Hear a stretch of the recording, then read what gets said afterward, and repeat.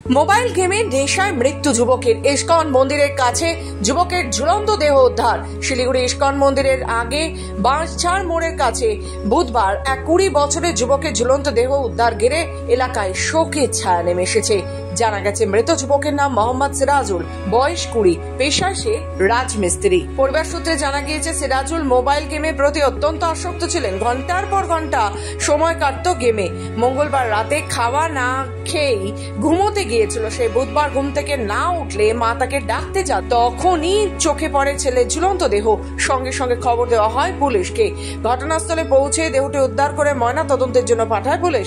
প্রাথমিকভাবে আত্মহত্যা বলেই মনে করা হচ্ছে, তবে মোবাইল গেমের নেশায় কি চরম সিদ্ধান্তের পেছনে কারণ তা নিয়ে তদন্ত শুরু হয়েছে। ঘটনার জেরে বাঁশঝাড় মোড়, দুর্গানগর ওয়ার্ড নম্বর 40 এলাকায় শোকের ছায়া নেমে এসেছে। স্থানীয় বাসিন্দারা মোবাইল গেমের নেতিবাচক প্রভাব নিয়ে উদ্বেগ প্রকাশ করেছেন। পুলিশ সূত্রে খবর, পুরো ঘটনার তদন্ত শুরু হয়েছে।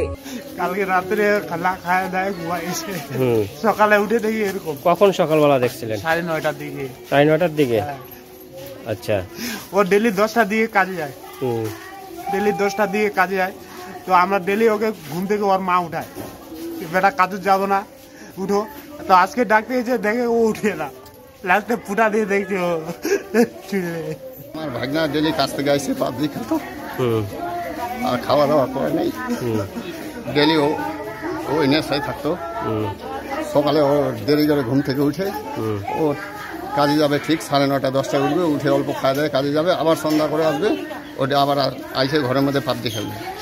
পাবজি ওর নেশার মাথার মধ্যে পুরো একদম ক্যাচ করে নিয়েছিল। শিলিগুড়ি থেকে নিজস্ব প্রতিনিধির রিপোর্ট, খবর বাংলা।